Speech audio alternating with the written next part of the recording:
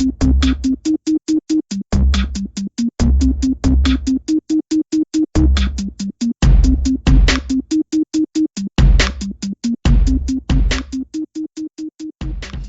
it, everyone, and welcome to the 31st edition of the Geek Node podcast, the very first one for 2017.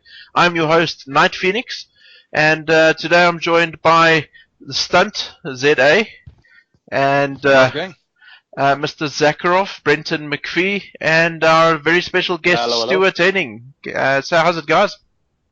Hi. Good. Hi.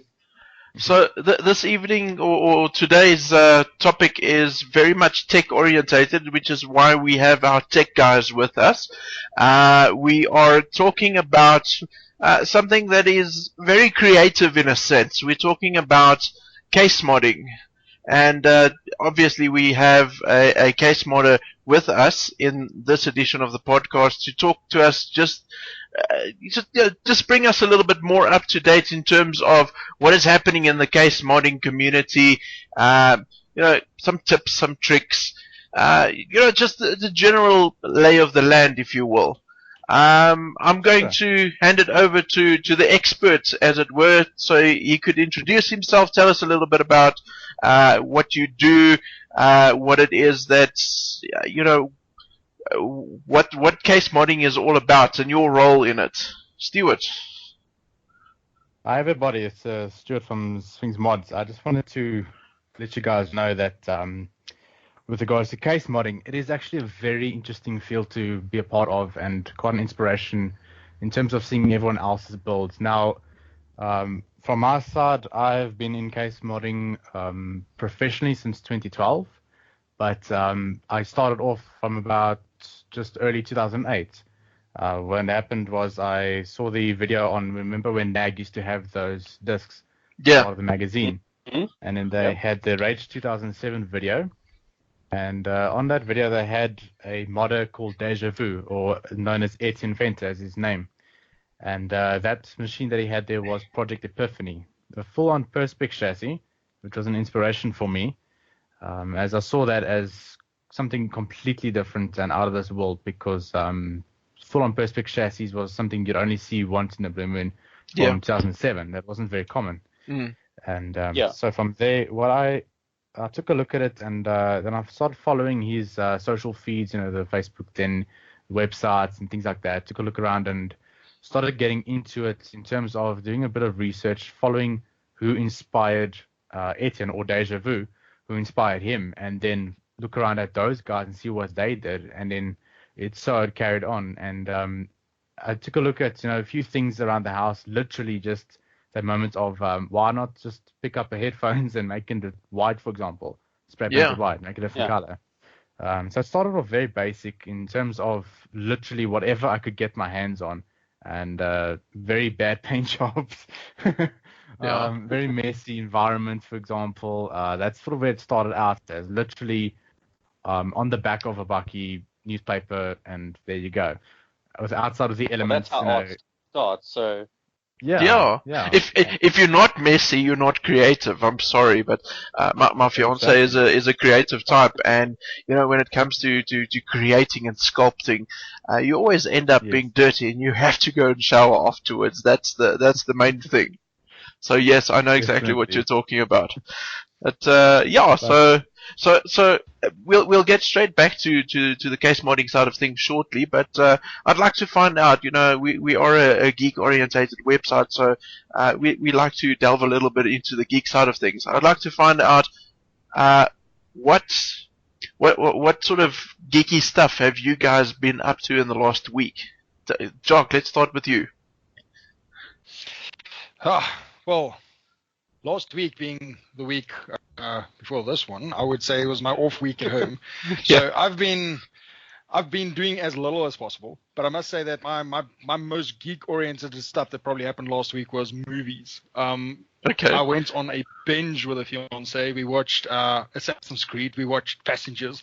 We watched a brilliant movie, by the way, called Hacksaw Ridge. Oh, well, I've been hearing some good things about that. Yeah.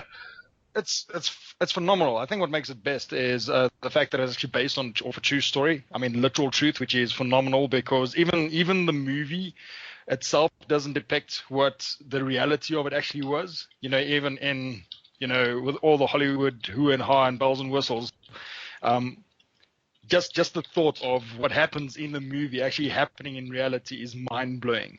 And it's quite surreal because most of the time you watch movies, especially movies that are based off reality, and right in the beginning of the movie it would say based on a true story. Yeah. And then okay, well, obviously they're going to take the wing out of it. This guy's going to be funnier than he is in real life. That guy's going to be more sarcastic than he is in real life. This guy's going to be more of an arsehole than he is in real life, so forth and so on. They're trying to adapt it to make it a little bit more cinematic. Yeah. And one thing I like about this movie is, even though they try and make it as cinematic as it is, the actuality of the actual event was more gruesome and more insane than the movie could actually portray it as. And you realize that at the end when they actually have the documentary side of the actual people involved in it, and it was like mind blowing to actually see that it had happened. So essentially all the movies that I've watched like this, well, last week was like 3 movies in a row almost, but I mean I also watched the new Star Wars. But out of all 4 of those movies, the one that stood out the most was Hacksaw Ridge. It was just absolutely phenomenal. And you'd think, because I'm a geek, that Assassin's Creed would be the movie, but I must say that I was Star Wars would have to be the movie. Yeah. Well, true, but I think it's a bit more of a filler. So if it was Star Wars Episode 8, that would definitely be it. Most likely, yeah. But Assassin's Creed was decent, but I didn't enjoy it too much. But that was essentially like my geek orientated experiences of the week before this. Brenton? I had kind of a boring week. I've been trying to finish off Doom, which is mind blowing. Bethesda really knocked it out of the park with that one. Mm-hmm. I'm busy with my New Game Plus of Dishonored 2. Oh. Which again, like they just keep winning my heart every day. And then I eventually finally got to go and watch Fantastic Beasts last week. Oh wow, you're a bit behind the times there. I watched Star Wars before I watched Fantastic Beasts because I have my priorities straight, unlike some people. There's nothing wrong with. At least you went to go and watch it. I mean, a lot of people didn't even go and watch it. So. Unfortunately, that's about all I had time for last week. Getting back to work and that sort of stuff ate up a lot of time. So I'm happy I got to at least do that much. Yeah. Oh, that's great. And Stuart, what geeky things have you been up to lately, aside from the case modding, of course? I was up in Cape Town for visiting a friend and also meeting up with some other prospective business and clients and whatnot. Okay. But we also then saw Passengers up at V&A on New Year's Eve, waiting, killing time. So went there to the V&A waterfront for New Year's and went and watched Passengers just to kill a few hours. And I must say that is one well-written story in my opinion. Really, it was great. Yeah, it wasn't very predictable in terms of a sci-fi movie. You normally guess, okay, no, this is how the story's going to go from the beginning. And it was actually very well written, I must say. Yeah, I've been hearing some good things about the movie. I'm yet to go and watch it myself, so no spoilers, please, guys. But no. I must say that based on the trailers that I've seen, I think that the on-screen chemistry between Chris Pratt and Jennifer Lawrence, it looks fantastic, and I'm really looking forward to watching that one. No, Phoenix, speaking about things that I'm catching up on, I finally watched Constantine over the December holidays as well. Oh, well done. And what did you think of it? And it's brilliant. I hated that it ended where it did. Yes. And I'm so glad that it's been picked up as an animated series now. Yeah, and the best news of all, Matt Ryan is back as the voice of Constantine. It wouldn't be the same without him. But exactly. I just thought, since seeing as I catch up on things extremely late, I thought I'd throw that in there.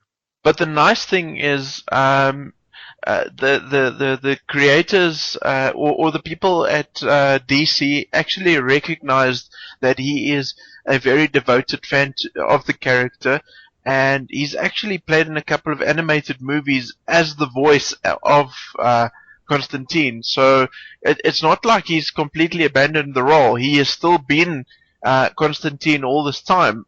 And I think in a recent interview, when one of the press asked him whether there was any possibility that he would be returning to Arrow. I don't know if you've seen the episode with him in Arrow, but he's actually indicated that he's very much open to the possibility of coming back for an episode or two on Arrow. So that's also quite interesting. I'd love to see a full take on Dark Justice League, because Yes. a lot of people don't really know about it, and he is such a cornerstone figure of that series. And you know what? It's quite interesting that you mentioned that. A lot of people didn't really know about the other side of the Marvel universe. You know, you know about Thor, you know about Hulk, you know about Iron Man, but they weren't really as popular as they are now before the Marvel Cinematic Universe were launched. And I think DC has DC and Vertigo really has the opportunity to really put characters such as Constantine on the map if they were to make a live action adaptation of Justice League Dark. Yeah, no, definitely. Yeah. I'd just love to see how they do Dead Man. Yeah, well, film technology as it is today, it's definitely a possibility. It won't be difficult. I'd just love to see how they do it, because especially with recent complaints about CGI and stuff in movies, there's certain things you just can't do without it. Yeah. And I think it's sad that people are so against the technology. Yeah. But I'm very excited. It is what it is. Yeah, I'm very excited for some of the films that's coming out this year, especially. Obviously we've got Guardians of the Galaxy Volume 2 coming out, Thor 3, Spider-Man Homecoming. And on the other side of the slate, we've got Wonder Woman to look forward to, Justice League, Dawn of Justice. What else is there? I can't remember right now. Beauty and the Beast, you savage. Dude, I only really follow the other side of Disney, the more action-packed side of things. No, if you've seen the trailers for this Beauty and the Beast movie, you'd actually be solidly impressed by what they're doing. Yeah. I must say, I'm on board with that. Yeah. I've been looking forward to. I grew up with that type of stuff. I mean, I'm sure we all grew up with the Disney movies.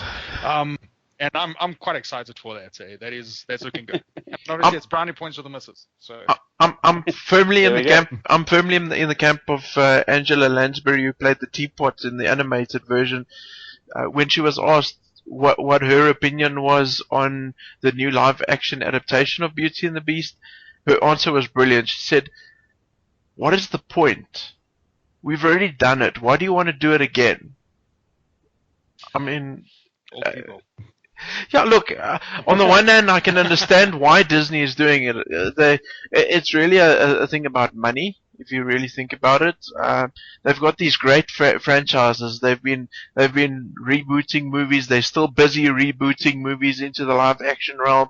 And some of them have been met with success, others not so much. But I think the potential for them to make a lot of money is definitely there. I mean, what is the next one? Little Mermaid? And then I think... yeah, I think it's Little Mermaid. Yeah. I know there's Splash coming out as well. Oh, they're... Not quite on the Disney remake. front, but yeah. Oh, Yeah, they're okay. doing as far as I know, they're doing a remake of Splash. Okay, well that's quite interesting. Didn't know about that one. Just to no, carry on with the that's movies famous. of 2017. I noticed you guys didn't mention Logan, Oh Alien yes. Covenant, Oh crap, Logan Oh. this year. Justice League. And how about that rumor that Deadpool is going to make an appearance in Logan? Yeah, that's. I know, but fantastic. they've really shot that down. That they're not. Come gonna- on, dude. They, Are you- they see Logan. I really think that that's a bluff. Because if they were to reveal now that Deadpool is going to be in Logan, then people are going to go batshit crazy.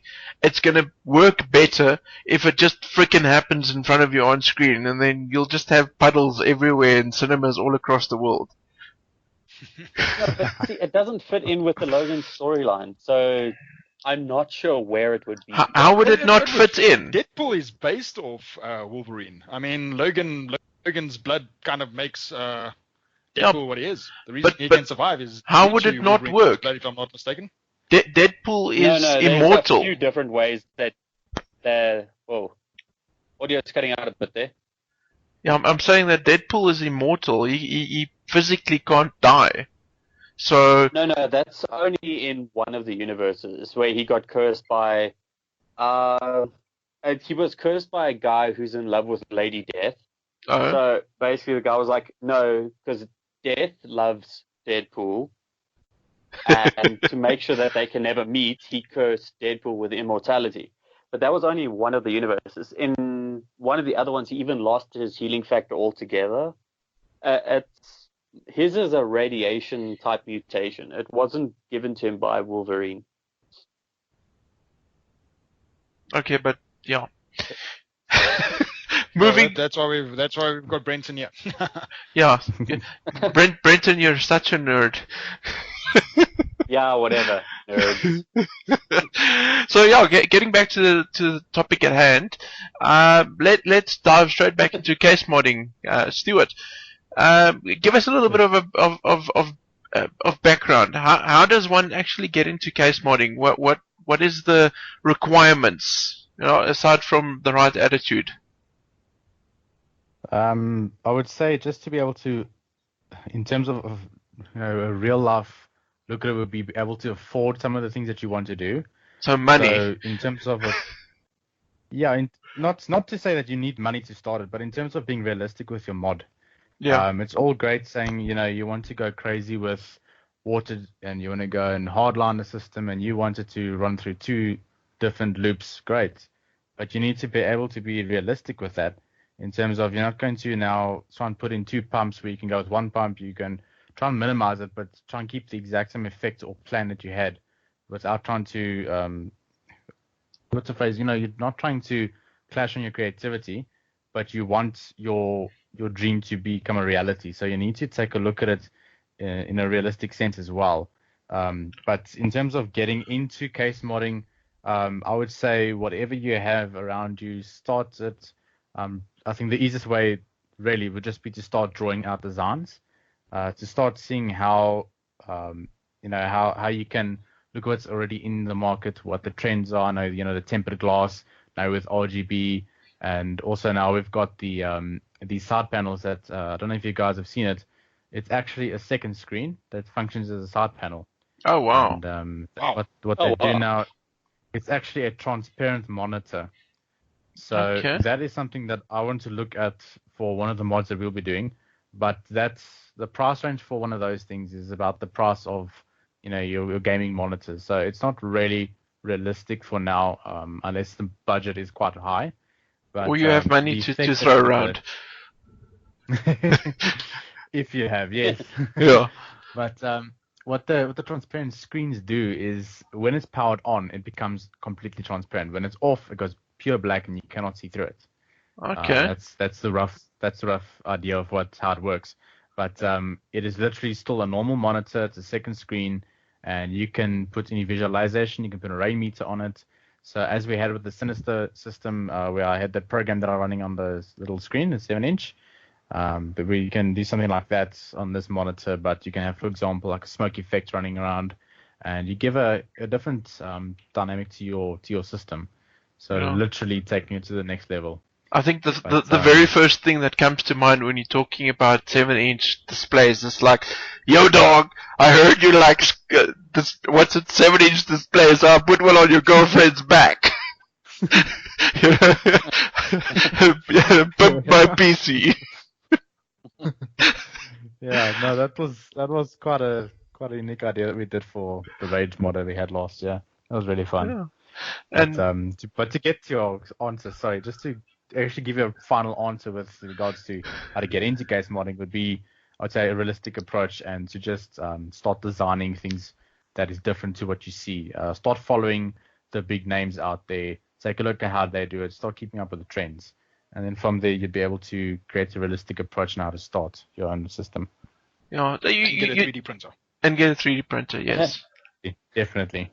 Yeah, you talk about following people who are already established in the community, but what I want to find out from you is, are they like not necessarily just international, but are there local communities in place where like-minded modders get together and discuss mods, where to buy specific things, and just generally throw Yeah, ideas around? that's a real question that you've got there, because I mean, I would say that, if you're in the States or in Europe, or well, predominantly the States, being able to get into something like that's a lot easier, because getting the utilities, I mean, getting a Dremel in SA has, in the last 5 years or so at least, been a very accessible task. I mean, in the past, people had to import the specific components for it.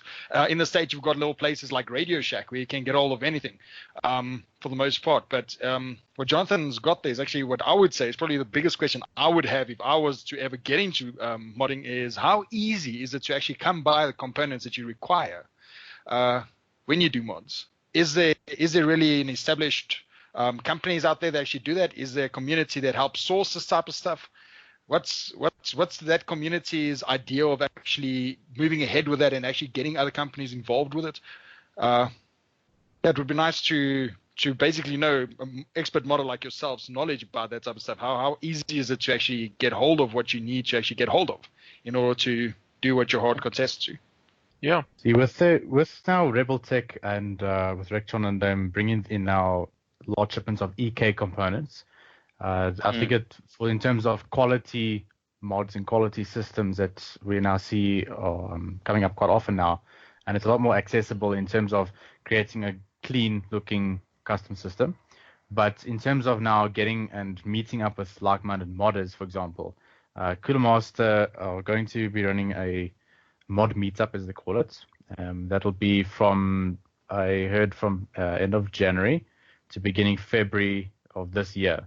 So that is something that's already in the works. They are planning that. I don't know if you've heard about the mod meetups that are overseas.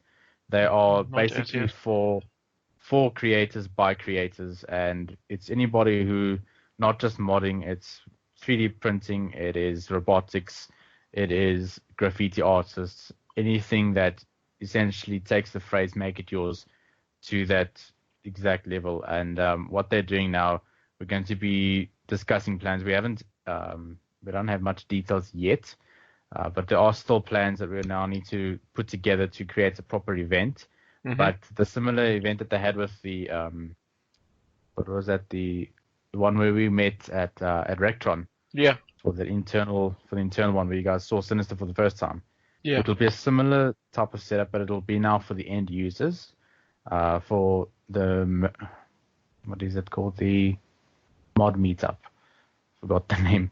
So what you're saying is this is going to be accessible to entry level or beginner modders, if you will. Yes. Okay. So we'll now be one-to-one talking about it. Now with the World Series that'll be starting shortly, that is actually fuel to help people who want to start competing in the World Series.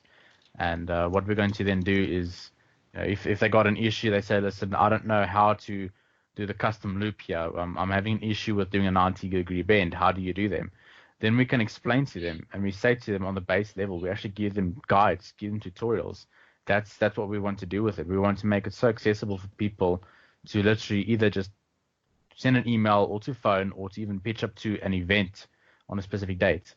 Then they can sort of just take a look at the itinerary, and then they can pick up, all right, I want to look at custom loops. I want to look at how to drain a loop. I want to look at how to do, for example, maybe I might even show some texturing, the texturing that we are known for. Might show some of that. If someone wants to do that themselves, we can help them out with that as well. Or, someone says, how do I make a side panel for my case? Then we give them the basic idea. Some people, they just don't, they might not know how to approach it. They've got all the great ideas, but that's the problem is they might not know how to approach it from the first step right through to the final product. Yeah. So that's what we want to do from the mod meetup side, is to essentially help those people. There might be a small entry fee, but you'd get freebies. You would be able to get proper guided tours on how to do, for example, a hardline custom loop, whether it be from CPU and including the GPU in the loop, or just one, for example. Those are the things we will decide at a later stage, but that is what we would like to do with it, to make it more accessible for people in South Africa. Okay, and in terms of trademark and that sort of stuff, I know a lot of people do case modding for personal use, but when it comes to competition level stuff, are there any sort of legal things that people need to bear in mind when they do case modding and they use copyrighted or trademarked material on their mods? I wouldn't know too much in that regard, because the Case Mod World Series, if you're going to do a tower mod, for example, you've been given permission by Master to do what you wanted to that case. That is, of course, in their essence of their slogan to make it yours. But if you want to do, for example, a scratch build, this is now specific for the World Series. If you want to do a scratch build, and it's whatever you want to do, and you can do it. But I think some brands might not like it, but I do not. That's now a rough answer. I would not really know in terms of copyright. If you're going to compete, I'm sure the rules will be set out. What I think Jonathan's more talking about is like when you see the Voltec PC case, where you're actually taking on like a video game IP and turning it into a case. Do you know anything about that sort of copyright side of things? No, I don't. I haven't done any system that was actually based on any brand or any game, for example. So I wouldn't know. Yeah. That I think would be something to perhaps just find out from Enigma Mods that did the Voltec PC. Okay. But I think it would be more of. I think it would fall under more of your novelty type ideas. So if people do things that are themed under something, to basically raise more awareness of it. I think that they take it as free advertising, if anything, to just assume. But I really wouldn't know. Yeah. Yeah. No, I was just wondering. Yeah. But but speaking about some specific sort of mod, tell us a little bit about some of your favorite builds that you've done, Stuart. I would say that would definitely be the Sinister mod we did recently. That I would say must be by far the most intricate one that we've done. Okay. The most time-consuming system, and overall the most amount of fun. Really, it was amazing. The entire experience from the start right through to the end. And I got the phone call from Master. They said to me, "Listen, we would like to work with you for a mod for Rage. We'd like to get up." Get our idea of make it yours. We'd like to get that out there, but can we meet up? And then we met up, and I pitched up with some ideas. Then that would have been, if the idea had gone to, for example, make it based on a movie or a game, that would have then at that stage been my first mod based on a movie or a game. But we decided rather let's make it based on an emotion. Because I'm sure you guys feel the same. Your PC is your baby. It feels alive. It's got that emotion behind it when you fire up that machine right through when you shut it down and carry on with life. It's something that people feel. That's why they spend a lot of money in making it look great, making it perform better, making it feel better. With your mouse and keyboard and whatnot. So, in terms of my favorite that we've done, I would say it would be Sinister. That did take a lot of time, and that got a lot of exposure for us in terms of the Rage exposure there, the Rectron exposure, as well as all the other brands. They were so supportive of the ideas that I came up with, and they were just great to work with overall. It was Asus. They helped us out with the hardware. Good Master, we used their latest Master 1200, one of their very few in the country. That was amazing. And that thing, it's just an incredible power supply to work with. It's aluminium. It's just a beautiful piece of hardware. And then Rectron helped us out with the water cooling components. And then with that rear panel, the built-in backplate, the water channel, that was something that's on a master case had never been done before. Yeah. So that's what we aim for, is to be the first in every regard of every system we do. We try and do an item or an area. This is the first that has ever been done, for example. So, we try our best to be different. That's in our slogan, the different approach. That's what we try and emphasize in everything we do. Yeah. No, that sounds absolutely wonderful. We had the privilege of seeing the Sinister build while we were at a Cooler Master event recently, and I must say I was thoroughly impressed by how Cooler Master has put together that master case. I mean, it is absolutely so customizable just on its own, and I'm not even talking about doing any sort Yes. of mods to it. I mean, Yes.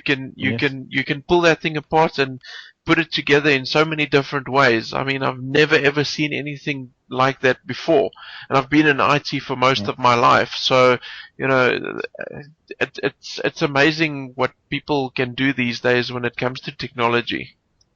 Yes. And you see the master case. Sorry, the master Yeah, case. Just a quick note was designed, by modders for modders. They yeah, actually temporarily hired actual modders to see what issues that they have along the line of doing your typical mod, taking the panels out, putting something else in, and that's why it's so easy to work with. Its modularity is so incredible in that system.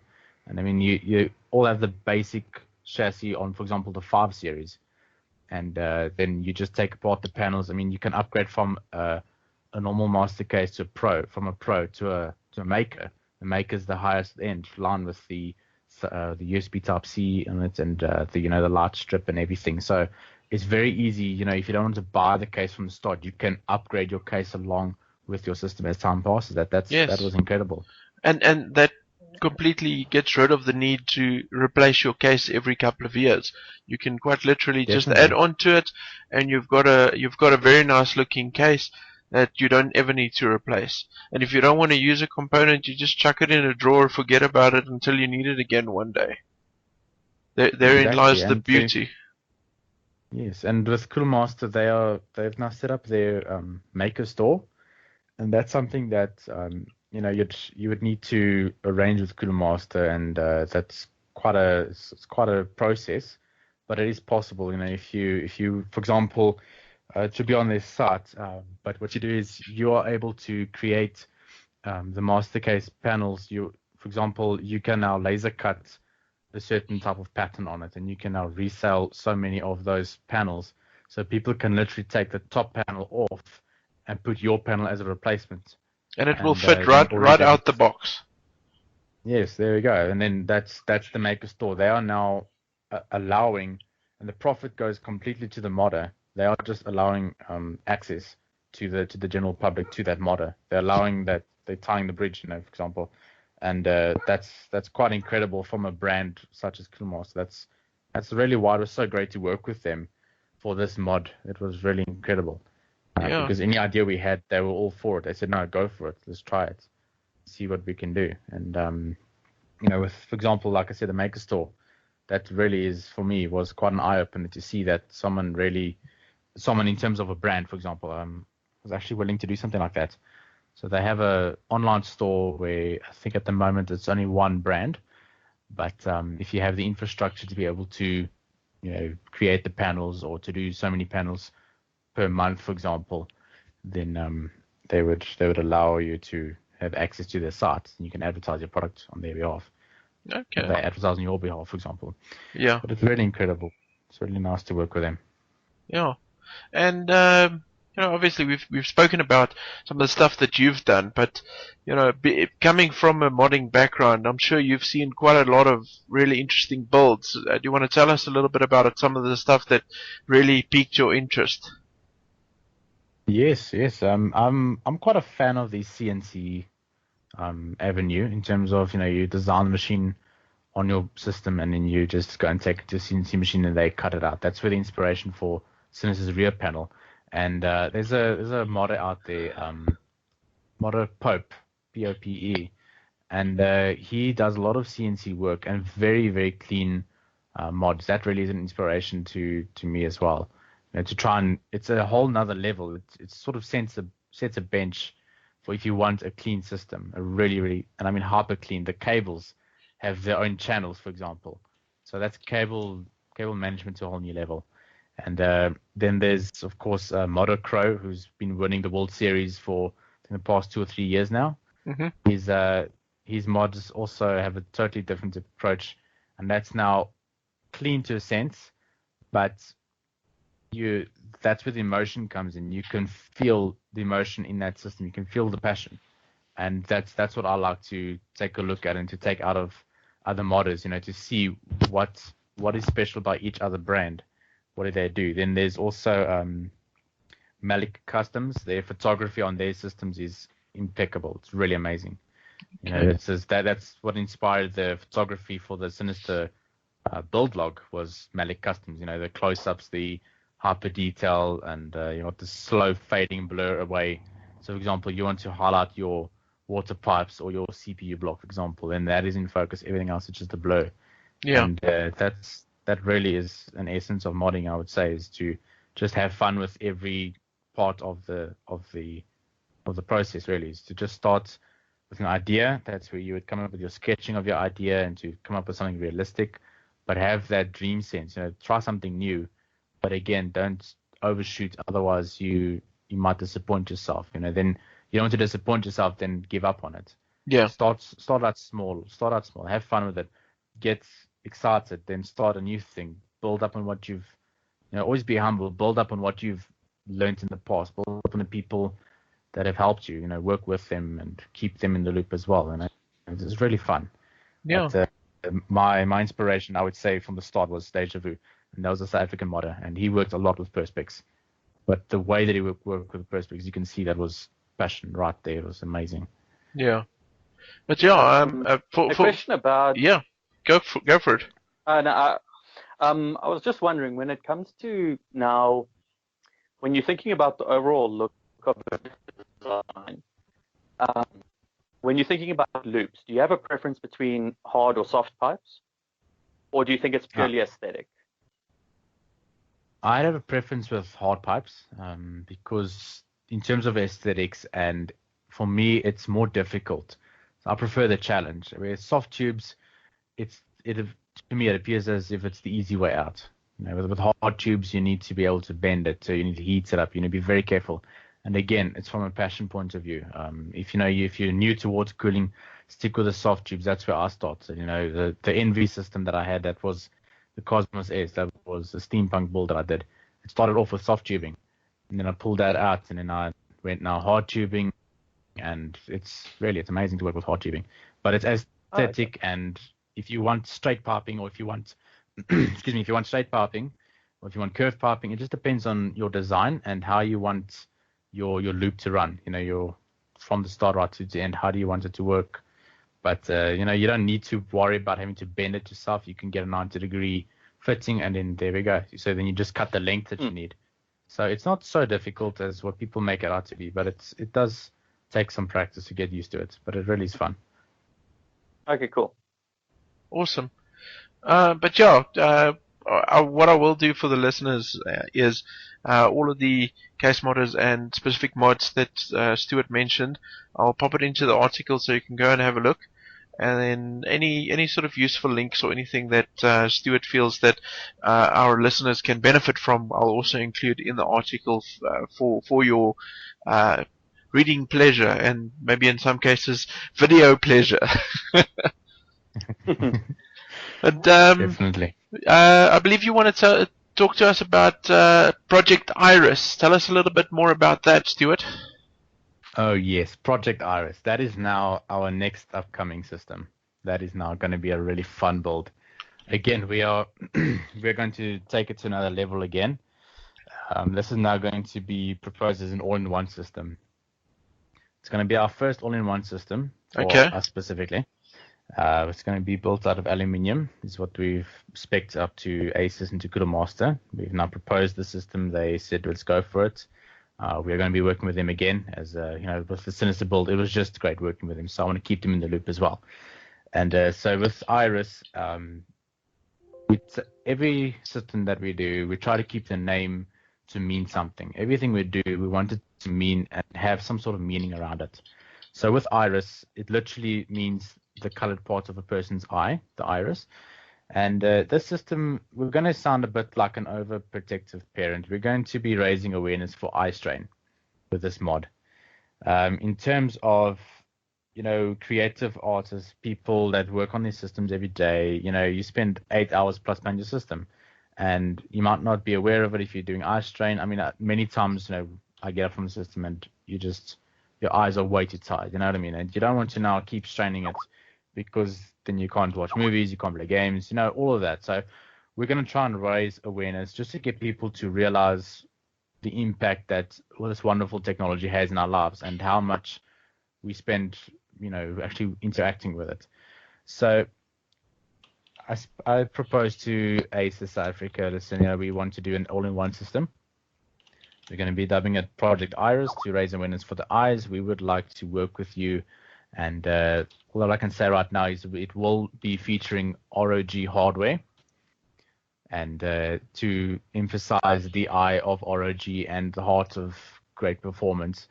And we want to work with them as well. So we asked them, what could they help us out with? And we're going to be doing a all-in-one. So the monitor will be, at this stage, again, I can't give you a specific model number yet, but we would like to work with, of course, a full HD monitor from ROG, and it will feature, I've been told it features a blue filter that reduces eye strain. It actively works to reduce eye strain, while you're busy working on it. So that works with the entire idea behind the build.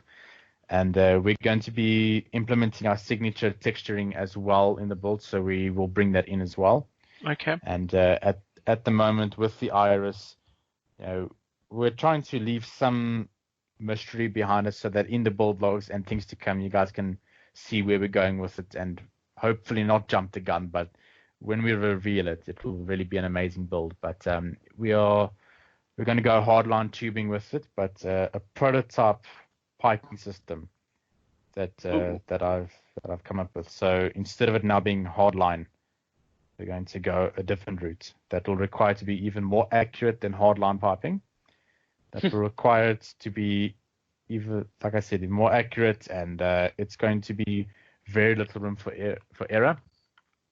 Again, emphasizing our constant approach to being different, and for just pushing the boundaries in terms of case modding and system building. We would like the system to be out of aluminium. So we're going to have an aluminium chassis. We would like to engrave some of the ROG patterns, the vector lines that they have on the Strix series. Yeah. Because it will feature some Strix hardware. And we're really looking forward to this build, because it's really something that it's a scratch build. So it's something that you would literally have never seen before. And it's going to be really something special. We want to, we really want to push the boundaries for this machine. And with working with Cool Master again as well. So we want to have it feature the MasterWatt 1200. And we're going to have 2 separate water loops at this stage according to the design. But as time passes, we'll see what will become more realistic. And but we're going to try and push to keep the 2 separate water loops included. Okay. It really is sounding to me, like in the motor car industry, when it comes to competitive racing and stuff, that there's a lot of sort of decals and stuff that goes onto the cars and stuff. It sounds like this is really becoming very much like a sport when it comes to case modding, not unlike esports, but less with gaming and more with the actual hardware itself. It's quite fascinating. Yes, yeah. No, but the advantage now is that with it now being around ACES, this is going to be more towards an ACES core. There's almost all of the hardware is going to be ACES. So the board, the graphics card, the monitor, and of course some of the vector patterns on the outside into the aluminium. And the aluminium is a symbolism of our constant improvement and constant refinery of our systems that we try and build. Yeah. So this is really going to be the top for now. And we really want to push it through. So we've spoken about sort of like your one of your hobbies, one of your passions. Let's talk a little bit about the other side of the coin. You're quite obviously a gamer yourself. What sort of setup is your personal gaming PC? Tell us a little bit about that. In terms of spec, the power you're running under the hood, as it were. Well, to be honest with you, it is Sinister. Is it Sinister at the moment? Okay. At the moment, it's Sinister. There are plans underway to create my personal rig, Okay. but that'll be time after Iris to see what I can enhance from every system I've done as Sphinx Mods. I'm going to try and build a system that I can show off as this is the brand. This is what we do. So everything that came from Spectre, which was an unknown system, which happened long ago, that was an all-in-one, not all-in-one, it was a complete Perspex system. That was really a physically massive system. But at the moment, the system that I'm running with is Sinister. You know, I'm constantly out of the house, so at the moment I'm running my Alienware laptop. It's the M17X R4. It's one of the oldies, 2012s. And don't ask me why, but I just love the curves on it. The face has just got a beautiful face. But in terms of a home desktop, it's Sinister, and it was Envy. It recently sold it to a client and a good friend of mine up in Cape Town. So that's also why I was down there now. I delivered it myself. Okay. And, well, that was service with a smile, eh? Yes, yeah, I did some finishing touches. I tried to do the sleeving on everything on that power supply. I must take my head off to Beyond Customs. I even phoned him myself and told him, you know, he's doing a very very good job with his cable sleeving. He helped us out with the Sinister sleeving. Okay. But what we did for the client was we just put in a little bit more effort. You know, that excluded the price. So it was to just give him a good system. That was now at the moment just in storage at the moment. So Envy was put to one side, and we were focusing on Sinister. And then when he wanted it, and I just finished it off, and I took it down to Cape Town. Okay. And, it's And now gave it living one the rest last of its hug. happy life that time. Yeah. Pretty much, yes. all the hugs, all the Some hugs. But being a PC gamer, tell us a little bit about some of the video games that you like playing on your beast rigs. It would definitely be The Witcher 3. Really, I it's an just amazing game. I recently got stuck in that trap as well. I'm pretty sure I'm gonna get divorced before I'm even married. So, yeah, it's really, that game is a time suck. I mean, I started playing 2 weeks ago, during my one and only week off, and I think I put a good probably about 80 hours into the game, and it's easily do it. It's one of the most in-depth RPGs that I've ever played. I would go as far as saying, and you guys are probably going to crucify me for this, it's a Skyrim killer. It's just a fantastic game. Yes, it definitely is. The storyline, like I say, it's just amazing. A whole around that. I don't know what to actually pin it on, but it goes all the way from graphics to storyline to, you know, how the game feels when you're playing it. You get lost in it, of course. There's just really so much depth to it. I mean, for a title like that, you would expect something as simple as side quests to not have as much depth as that game has. I mean, every little thing that you do in that game, there's just so much thought put into it. I could not believe it. Yes. Yeah, that's incredible. The attention to detail, it's really nice. And outside of so, I was just going to say, speaking of RPGs, you guys are obviously also quite excited about the imminent release of Mass Effect Andromeda. Yes. No, definitely. Counting down the days. Yeah, and how awesome is that news that there's going to be no season pass? It's still up in the air as to exactly how BioWare is going to handle the DLC drops, whether it's going to be free or paid, or whether it's going to be purely multiplayer orientated, or if there's actually going to be campaign DLC. But if games like Titanfall, there's going to be anything at all. Yeah. What I've read up. Sorry. I'm following Mass Effect Andromeda like a freak. So much so that I've just recently, since December 1st, I've replayed Mass Effect 1, 2, and I'm almost done with 3 at the moment, including all the DLC. Freak. But I have been following the trend. Yeah, it is a bit freakish. In any case, I don't know how I feel about the season pass. I'm not a complete anti-season pass person. Yeah. And I know I'm probably going to be shunned for that, but I'm not completely against it. But them not having a season pass indicates that, or at least it's indicative to me, that there might not be campaign DLC. Yeah. Now, what I actually read into was that all the DLC and season passes, if we ever got one for Mass Effect, would be completely new to the series because they've never had anything of the sort before. Even the Ultimate Editions never included all the DLC. You'd have to purchase stuff in any case. Collector's Editions would only have maybe one set DLC and then everything else you'd have to buy. But what I've picked up on, though, is that the DLC that will come out for the game will be exclusively multiplayer DLC. And I don't think it will be new characters that you can play multiplayer with or new maps or something like that. I think it's going to be completely similar to what the Battlefield packs are and stuff like you got in Mass Effect 3 multiplayer where you get booster packs and N7 crates and stuff like that, allowing you to maybe unlock outfits, new ability boosters, whatever the case would be. I think that's basically the point there. Weapons and stuff like that. More than I would really find that puzzling, though. It would be a new concept to the series because every single Mass Effect that has come out so far has had campaign DLC. And they've been inexpensive. I mean, I vaguely recall, and I mean, obviously with considering inflation, paying upwards of probably about 200 Rand per DLC, and they would add a good 2 to 3 hours per DLC in terms of story to it. So if they do that again, it would be a very welcome thing. But I mean, if you really think about it, there's an emerging trend at the moment when it comes to season passes and DLCs, and I'm really hoping that developers sort of pick up on it. A typical example of that would be Titanfall 2.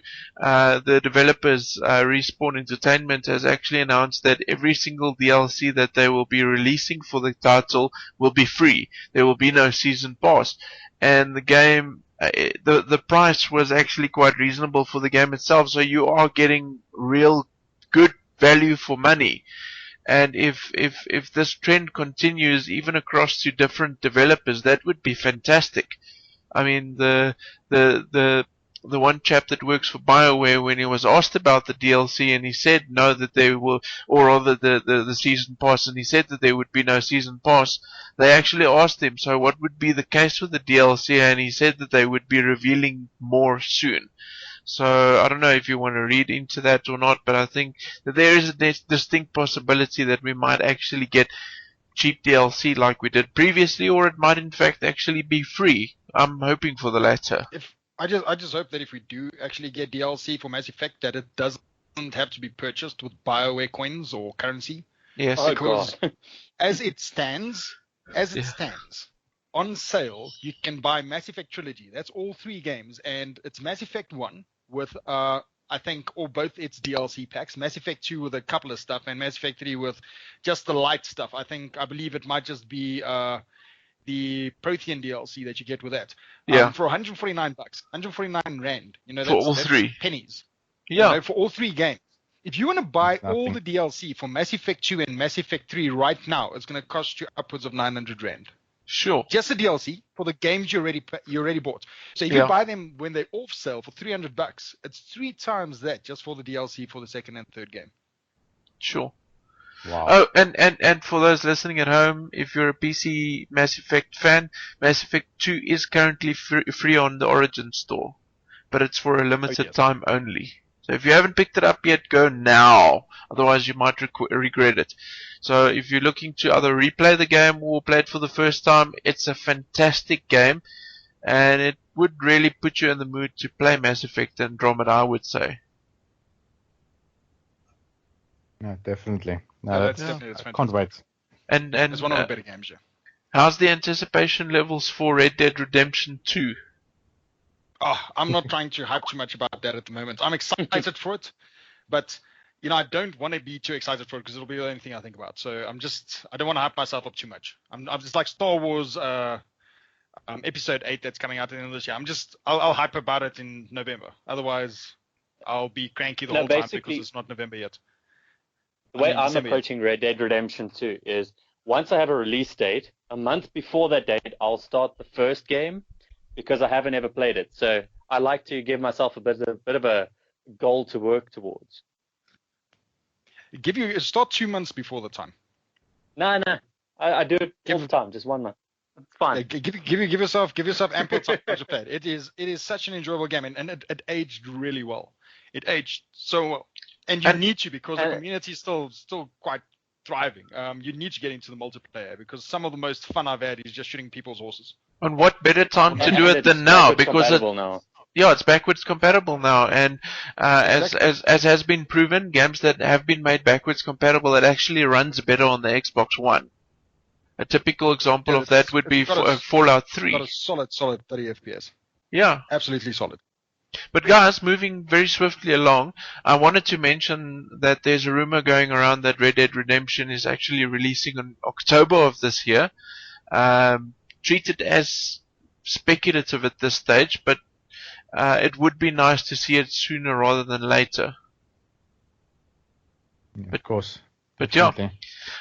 Quick worthy mention, new series that just started on Netflix, Dirk Gently's Holistic Detective Agency, which is a loose adaptation of Douglas Adams' classic. There were 2 books. I don't know if you guys are Douglas Adams fans at all. I don't even know who that is. I am, but I've never read those.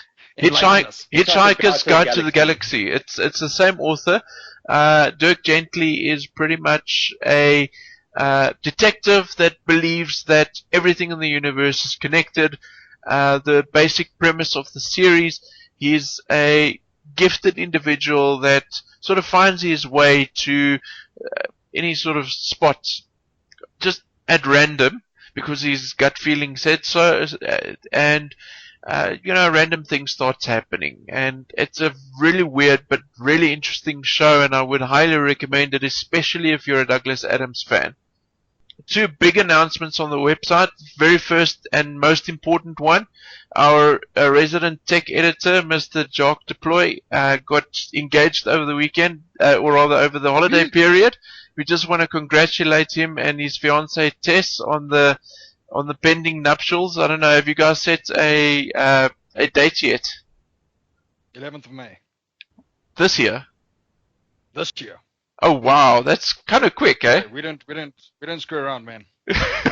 Congratulations, man. I get married like Benson plays Red Dead Redemption. Yeah. But seriously, guys, we wish you all the best in your coming nuptials, and condolences. When are you getting married, Brenton? when Audio 2 comes out. These jokes, yes. These comedy jokes. Show of note. No. But honestly though, thanks very much for listening, guys. And thanks for joining us, guys, especially you, Stuart. It was great having you on the podcast. Thank you for having me, guys. It's been really great. Any final words before we shoot you in the head? From my side, I'd just like to thank all the people that took the effort of following us on the build log when we were busy with Sinister, and actually made the effort of seeing us at Rage. I know it might be a bit late, but stick around, follow us for our new build, Project Iris. It's going to really be something new and something quite special. So we will be starting the build log probably in the next 2 weeks or 3. And another great thing I forgot to mention earlier, that with this system, it will be covered in multi-part videos. Okay. With Disciple. So we will be doing multi-part videos along, and part 1 will be the planning and to basically give people a quick overview of what it might look like, so that they understand more or less what they're in for, in terms of what the design is. Okay. But, from our side, I'd just like to thank the sponsors, Aces, Kurumaster, and Rectron, and anyone else that's been helping us along the road.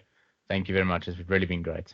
Okay, very quickly, for those of you who do not know where to find you guys online, Facebook, Twitter, your website, do you want to quickly throw that out there? Sure. Our website is www.sphinxmodding.co.za. That's SPHINXMODDING.co.za. And Facebook is Sphinx Modding. And Twitter is @SphinxMods. And our Instagram also @SphinxMods. Okay, and any final words before we sign off? Nothing? From my side, just nothing from my side now. Okay, Jock, anything from your side?